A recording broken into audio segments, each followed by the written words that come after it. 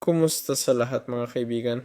Sa channel, ipapakita ko kung anong gagawin kung walang tab na pamamahala ng kuryente, I restart at I shut down sa Windows 10.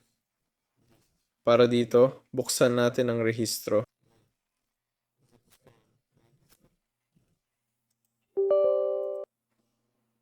Kailangan nating isama ang HK local machine.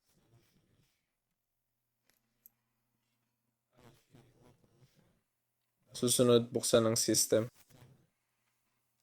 Teka, mali. Buksan pala ang software. Buksan natin ang Microsoft. Hinahanap ko to. Ayan na. Tuloy tayo. Oh, Microsoft. Ayun. Hanapin natin ang Windows. Ayun. Kailangan natin ang current version.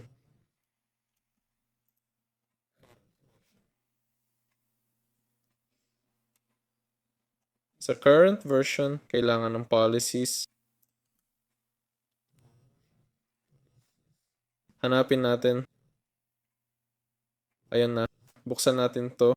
Ipakita ang data collection. Mali, system pala. I-click ang system. Hanapin natin ang susunod. Ito yung shutdown with login. Ayan, medyo hindi halata. Di ko alam bakit, pero without a logon ang nakasulat. Nakalagay dito, yan. Sige, i-right click properties. Kung 0 to, dapat pareho sa akin. Lagyan ng isa. I-click ang OK, tapos pwede nang isara. Punta tayo sa group editing. Policies, pasok.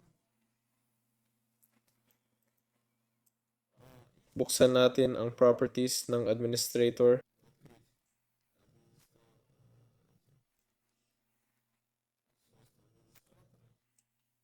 Tama? Ito ang start menu at taskbar. Hanapin ang remove and prevent access to shutdown.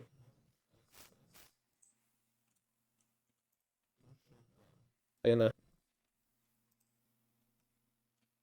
Baka ganito rin sa inyo.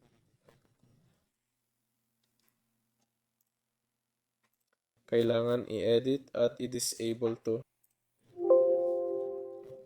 I-click ang disable, apply, tapos okay. Dapat lumabas na. Paalam sa lahat.